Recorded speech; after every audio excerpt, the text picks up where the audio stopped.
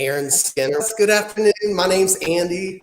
I'm the founder of 413 Health and Fitness. I've got Aaron Skinner with us today. She is one of our registered dietitians, and she is the 413 Health and Fitness Tips and Technique registered dietitian for the group. Hello. All right. So today, guys, we're going to be talking about insulin and the metabolism. This is a great topic I enjoy talking about with Aaron. It falls into the 4 pillars that Aaron teaches as far as for healing the metabolism. We're actually going to be teaching a course next month starting on May 2nd, where we're going to be covering phase 1 of how to heal the metabolism. And as we go through this, at the end, we'll let you guys know where you can find information about that, how to sign up and everything like that. So that's right. All right, Aaron, well, let's get started. So let's talk about insulin. What is insulin? A lot of times I think of insulin, I think of diabetes right away. And if you had to say, well, describe what insulin is, I'm not sure if I could. I would be like, well, it's a way we convert, sure. Food into glucose. But as far as if you want to get in depth, this is where a dietitian comes in. So. Sure. Yeah. Well, first of all, I'm so glad you brought up diabetes because I talk about insulin a lot, and sometimes I'll see people's eyes glaze over like immediately because then they'll say like, oh, I'm not diabetic, or I get my blood sugar checked at my annual doctor's visit and it's not high, so we're good. Let's move on. That couldn't be farther from the truth. Insulin is a problem for the majority of adults and even a lot of children living in the Western world, most of them who are not diabetic and don't have irregular blood sugar. So if your blood sugar, your doctor says it's fine and you're not diabetic, you still need to tune in, and maybe even more so because you might have written off insulin as something that matters to your health, or that might be a driver of health problems for you. So that you're probably the most important person to be listening to what we're sharing today. But to answer your question about what insulin is, I'll just give a quick primer. You have an organ that kind of hangs out next to your liver called your pancreas. And it's this small but mighty thing that is really kind of cool because it's like a Jekyll and Hyde type of thing where you have 2 different hormones that organ can release. It can release either insulin or it can release glucagon. And the whole purpose of the pancreas is to protect you by trying to keep your blood sugar at a healthy level. So if your blood sugar starts to get too low, it's going to release glucagon, and that's going to stimulate an increase in your blood sugar to keep you alive. But then where that's not typically a problem for most people, that they're having an issue with that. More, it's on the other end of the spectrum where they're having it's a good thing that you have insulin. If you are like a caveman and you go out and you find a honey like hive and you eat a pound of honey and you have a huge spike in your blood sugar, that's dangerous to you, and your body is going to release a lot of insulin. And insulin, what it basically does is it brings your blood sugar down, but it's not magic. It can't make that blood sugar disappear. What it causes it to do is get converted into something that can be stored as energy. So it's going to either get converted into what's called glycogen, which is carbohydrate that you can store in your liver and your muscles for quick energy, or it's going to convert it into fat for fat storage.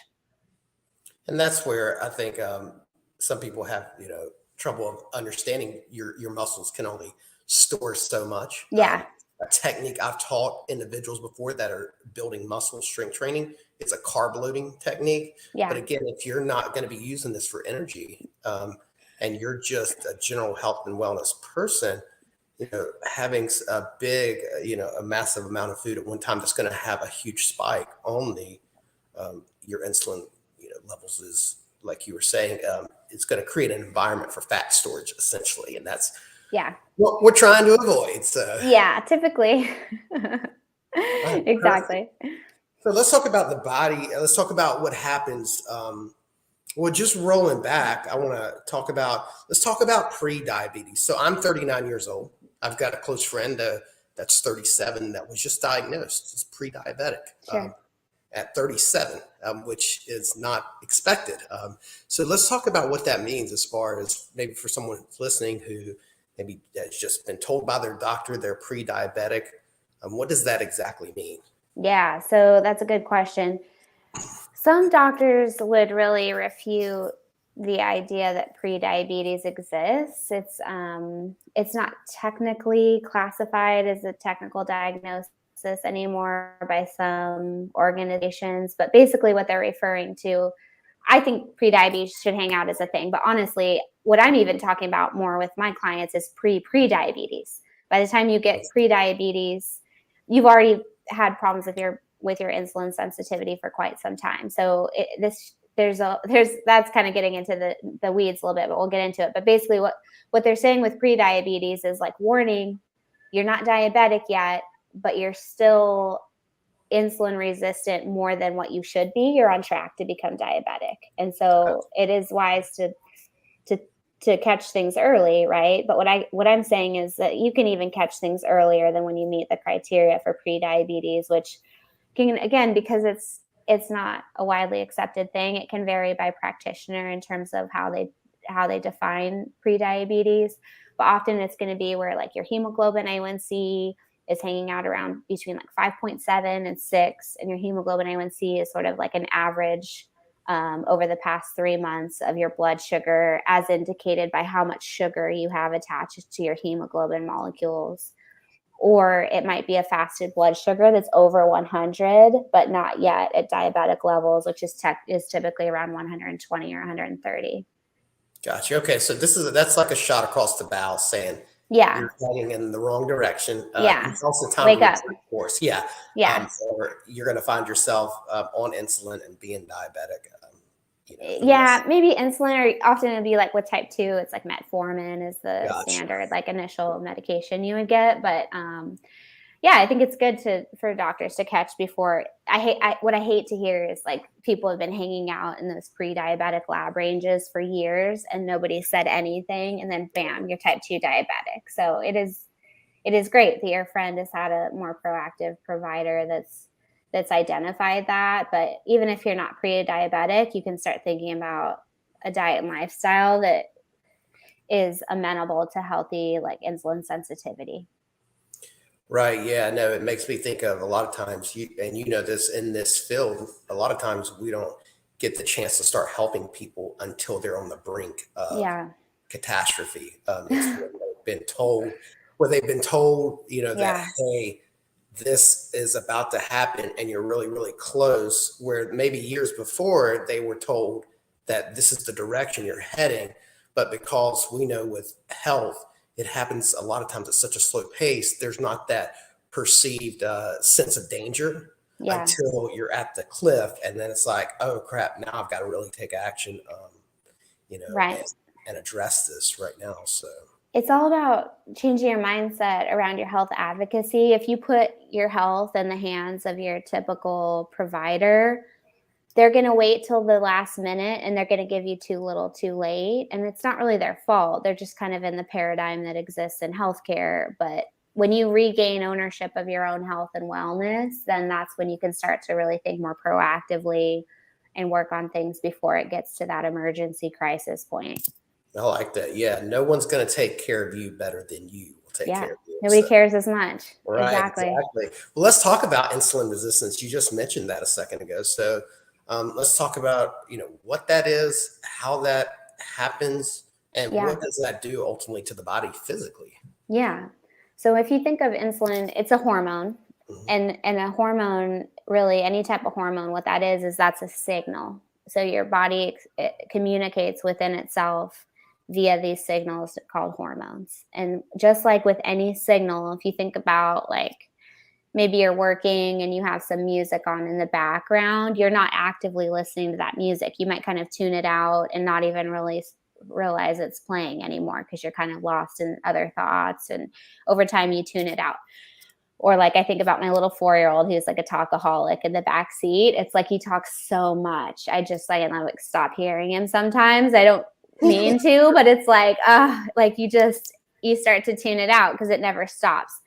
That's really what the problem is with how insulin starts to go wrong. Insulin itself isn't bad, but when you have too much insulin coming out too often, too high, it starts to become like my little chatty catty in the back seat, where your body just starts to tune out that signal. That signal is too frequent, and it starts to become where it's just background noise. And so now your body's kind of in this vicious cycle, because you eat what would normally be a normal, healthy amount of a healthy carbohydrate. It should be fine. And of course, your blood sugar goes up, as it typically would. And then, of course, your body releases insulin, as it should, to bring that blood sugar back down. But that insulin isn't working well anymore, because the signal isn't getting heard. And so now your pancreas has a feedback loop. It says, oh, that didn't work. Let me put out more insulin.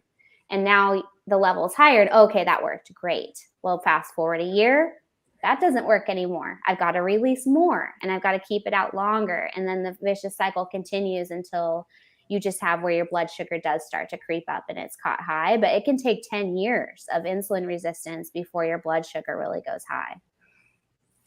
Gotcha. And what usually is the signal then? Is that when we, what usually is the signal for someone that they, that they're insulin resistance now? Yeah, that's a great question. The biggest things that start to happen is weight gain. So like when you have that insulin that's out too high for too long, insulin basically flips a metabolic switch. It takes you from fat burning mode to fat storage mode. So now you're in fat storage mode all day long. And no matter what you know about insulin, you can kind of hear that, intuitively know, like, that doesn't sound good. I don't want to be in fat storage mode constantly.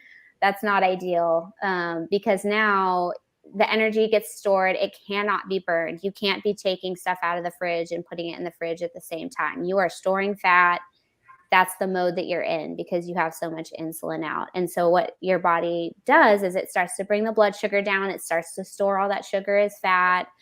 But now your blood sugar is feeding your body, and then your body starts to need more energy, and it can't get energy from stored fat anymore, because you still have insulin out. And so what that's going to cause is cravings, and it's going to cause hunger.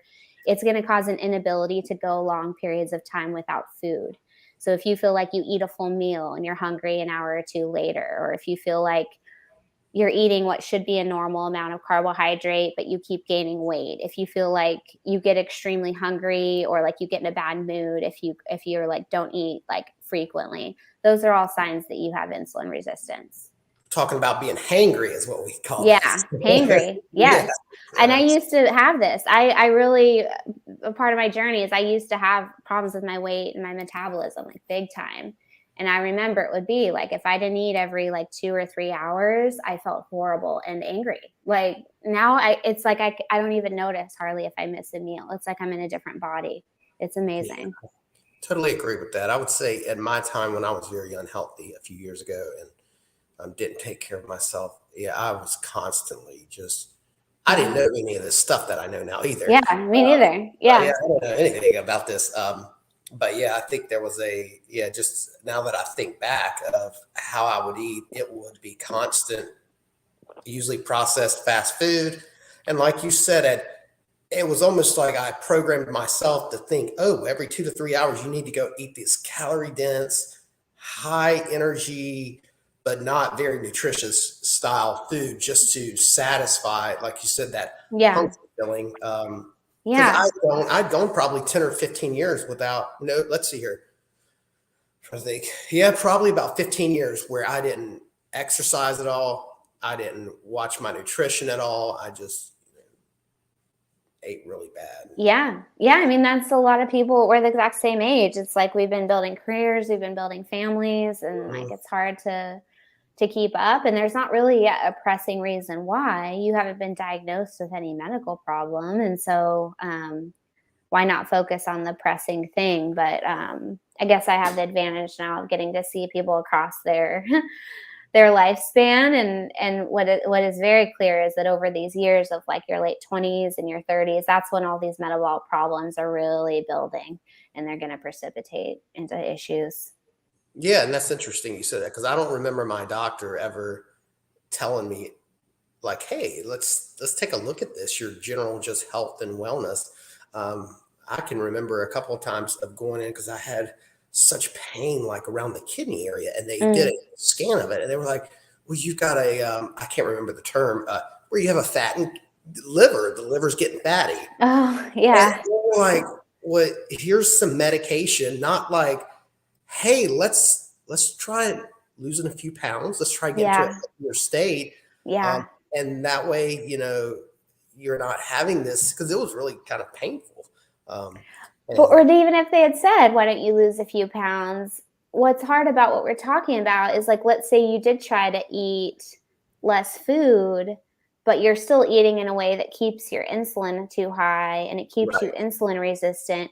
You can't really eat less food because you're so hungry and you have so many cravings and it's like insatiable. And so it's not that simple. What needs to happen is, go ahead.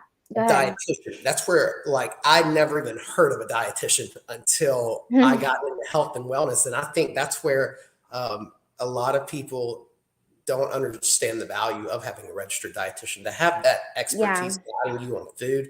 Your family doctor is not going to be able to guide you like a dietitian. That's not their specialty.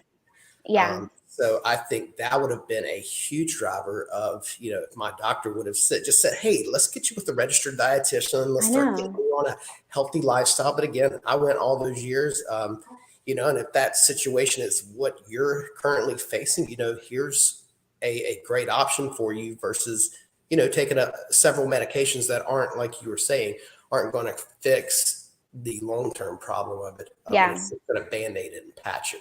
Right. For the time being. Yeah. So let's talk some more about insulin resistance. Let's talk about how just our daily habits can be affected. Let's talk about sleep, stress, how all that ties into, insulin, sensitivity and resistance. So I'm sure it plays a big role. Yeah.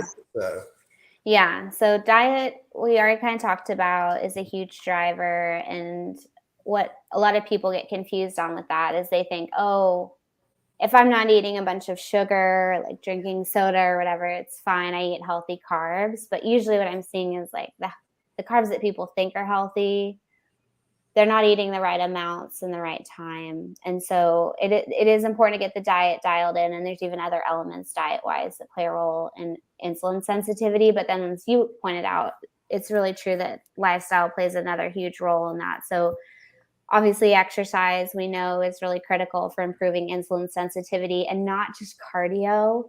Really, the more lean mass you have, the more insulin sensitive you're going to be, because that, you can think of that muscle as like a sponge that's ready to soak up that extra blood sugar and help you out. So getting lean mass is one of the things I focus on the most with people who have problems with their weight and their insulin sensitivity. And then another main thing, like that you alluded to, that's really critical is think about how humans, we're just animals, right? So like animals, humans, we have stress responses. So there's like parasympathetic nervous system is when your nervous system is like in a rest and digest state.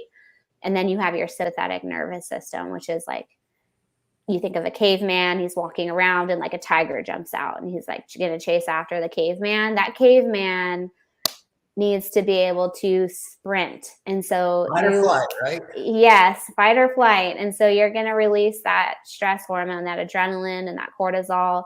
And what those stress hormones do is they mobilize a ton of blood sugar so that your muscles have energy for running away or whatever it is you need to do. And so we still have that stress response that basically keeps our blood sugar elevated, ready for activity, except we're not active. We're just sitting in a chair reading a stressful email, or stressing out because our kid's school is canceled for COVID, or stressing out because we have a deadline at work, but we're not actually moving. And so having a lot of stress in our life, sleep does the same thing. It causes your body to release extra adrenaline. Those all keep our blood sugar elevated, and they perpetuate insulin resistance, especially like in the absence of like physical activity during those stressors.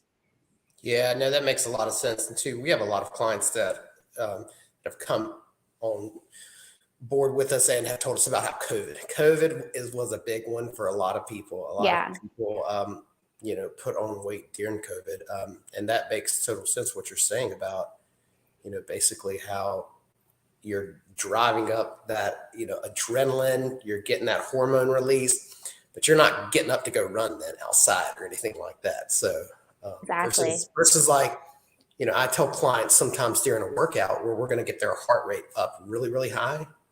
I let them know, hey, your sympathetic nervous system's going to kick in here in a little bit, and it's going to, get excited, and it's going to like almost get scared. I'm like, you're okay though. Just freaking out right now. You're okay though. So they love that though. When it gets that hot, I'm like, are you okay? And they look at me with that scared, like, I'm like, you're fine with your heart rate. You're good. So I mean, getting your heart rate up is good. I think what's more an issue is that sort of like chronic stress that we just sort of like bathe in all day, and then we don't sleep enough. That's never helpful, Right. Yeah. I was going to say, and that affects your hunger hormones. Yeah. Yeah, it's just almost like like you said, a cascading effect. It affects one thing, then the next, and the next, and the next. Yeah. Well, let's talk about how this all plays a role now in like our society, and as far as like how insulin is, is a driver of weight gain, and is also weight loss. How it affects both in our society with not only the stress we have with our jobs and our lives, but also with the food out there. A lot of food is processed now, so I can imagine that plays a big role in this. So. Yeah. One way I really try to help people wrap their mind around this in a way that's like pretty simple, and at least I find people tend to be able to understand, is that you can think of carbohydrates as like cellular or acellular. And what I mean by that is that in the natural world, you're made up of cells. My plant here, it's made up of cells, right? But my wallpaper is not. So living things have cells. And so when you have a carbohydrate that you eat where the cells are intact, your body's got to do a lot of work to break down those cell walls and digest that carbohydrate. And what that does for you that's good is that it's going to cause your blood sugar response to be a lot lower and a lot slower, which is ideal, because the lower and slower your blood sugar rises, the less insulin that you have to release, and vice versa. So when you think about what types of carbohydrates to consume, you want to think about eating carbohydrates that still have intact cells that come from living things. So an example of that would be, of course, a vegetable or fruit, or maybe in some cases, small amounts of whole grains. What you don't want to think about is like when you have milled flours, so like refined flours of like, yes, of course, a cookie, or even like a lot of different breads, tortillas, things like that. You're going to have, those are acellular carbohydrates. And of course, sugar is also an acellular carbohydrate. So to your point, that processing of foods and carbohydrates is not just like a random like concept that somebody made up of like that might not be less natural. It actually does change the structure of that food and the way that like it makes it so that there's no longer intact cells, and your body can process the whole thing very quickly, and your blood sugar can spike very high. Is there ever a time where that would be ideal? Ever? Yeah. So like when like a distance athlete is running a long race, or like a triathlete is on their bike ride, and they're just really wanting to stay where they're running off of blood sugar, and they're burning through it quickly, then that's the perfect time for them to be having some acellular carbohydrates, if that's their training nutrition. Right. There's some controversy around becoming fat adapted for endurance athletes, but that's an example of a time when like, hey, it's sports nutrition, you need blood sugar, so you eat those refined carbs. But there's not a lot of other scenarios. I mean, I think about like babies, their natural food is milk, and there's some acellular carbohydrate there. Like disaccharides are just basically simple carbohydrates, and that's the way that milk is designed. But if you're not a baby, or if you're not a competitive endurance athlete, you probably don't need a lot of made it easy for us. So it's like, if you're a baby, you're probably not watching this. So if you're an athlete, have at it. But no, I that makes total sense. I mean, I can think of times where I've ran half marathons. I've only ran a couple of them. I'm a big guy. 200-pound men usually don't run marathons. I had this, I don't know what you call them. I got them from a running store, but they're like kind of like gel things that you just, it's like 100 calories, just real quick Yeah. in your mouth. It's like a pudding almost that, yeah, it's meant to give you energy really, really quick because you're going to burn it off right Yeah. then. Yeah. But that's it, right? So we're talking if you're, other than that, you should be eating whole fruits, vegetables, and things like that. What about, let's talk about for the person that's going to be exercising early in the morning. Yeah. What's a good recommendation you could give to them? Should they try to load up their body at night with carbohydrates and let the muscles store up, or should, if there's say someone that works out at 5 a.m., they're Yeah. not getting up at 3 o'clock to start eating to Yeah. give it time to break down and everything like that. How do you Yeah. recommend for individuals doing that? So a couple of things is, first of all, humans in general, you already keep your muscle stores of carbohydrates and your liver stores of carbohydrates. You already keep those full. Gotcha. Okay. So And so um it's not like you need to like make sure you max out at night. If you eat a bunch of carbs at night, you're just going to store those as fat. You already are full of carbohydrates. gotcha. And then depending on the person, if you're like very lean and you're very competitive with your workouts, you really should have some pre-workout nutrition. But for most people, if they're working on insulin resistance and weight loss, the best thing they can do is get used to fasted exercise, because what that's going to do is it's going to be like a little workout for your metabolism, where it has to basically burn body fat to get those energy calories to support their exercise. And it causes your body to increase its capacity for burning fat. And that's not going to only benefit you in that moment of that exercise. It's going to benefit you between breakfast and lunch. And it's going to benefit you between lunch and dinner, so that you don't have those crazy cravings, because now you've upregulated your body's capacity to burn body fat. Yeah, I do all my workouts fasted early in the morning.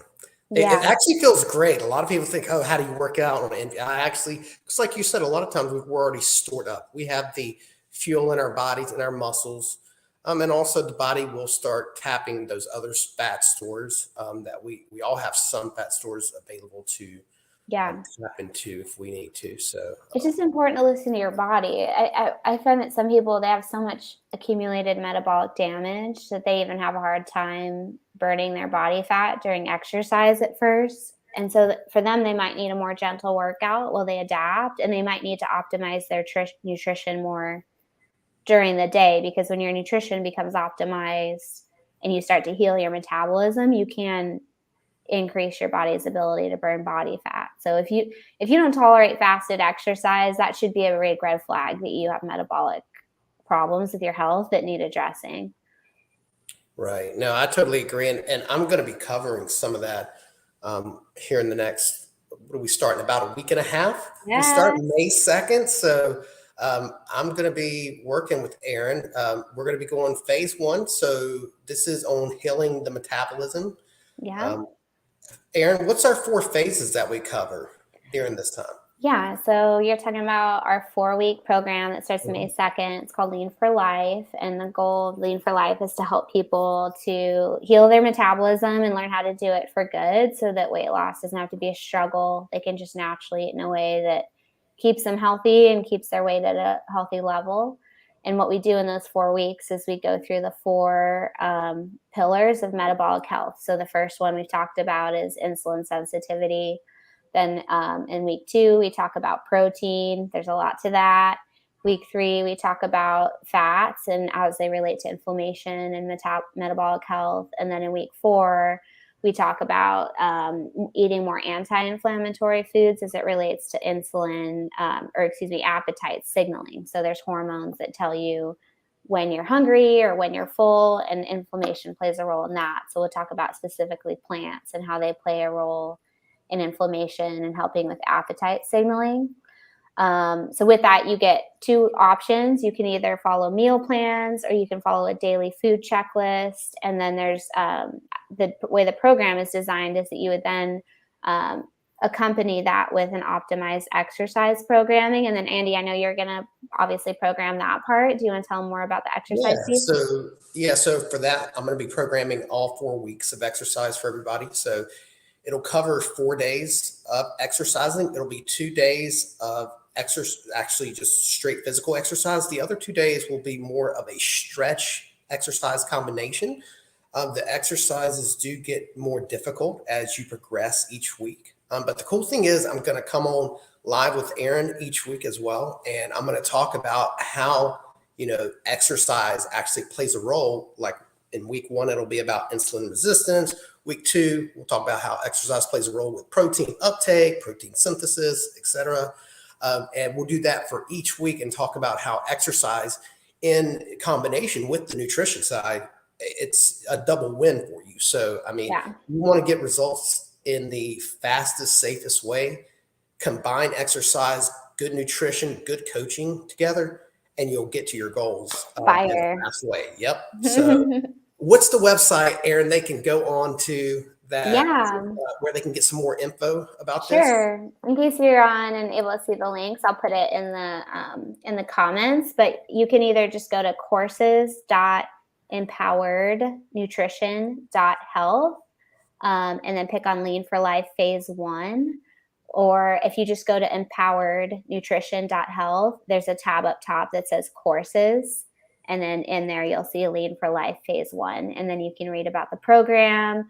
We run it every month or 2, and we've been able to help hundreds of people successfully get healthy while healing their metabolism and getting away from weight loss being such a struggle. So we'd love to have you in the group.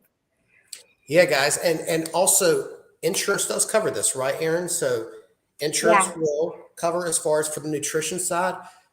For the fitness side, it's only $50 for the entire 4 weeks. And you're going to go through our custom fitness app that we have. So that's where I do all the programming. We have all our exercises built in there. Every exercise has a 20 to 30 second video with it. You also will have two-way communication in there as well. So if you have questions, comments about the workouts, you'll of course have access to message me. And then it has a ton of other cool features, like it integrates with your Apple and Fitbit. It also integrates with MyFitnessPal. It does a lot of cool things. You got a dashboard, you can see your steps every day. So this thing has a lot of bells and whistles to it. So it'll be a really cool tool and resource for you to use during this entire phase with us. So excited. Perfect, Aaron. Well, thank you, Aaron, so much for coming on with us today. We were excited to have you. I think we all got a lot out of this for sure. And definitely we'll look forward to coming on next month. And yes. Yeah, I think next month let's just keep moving along the as far as the pillars. Let's go to protein next. Get ready for protein month. Perfect. All right, Aaron, have a great day, okay? Thanks for having me. Talk to you later. All right, bye-bye. Bye.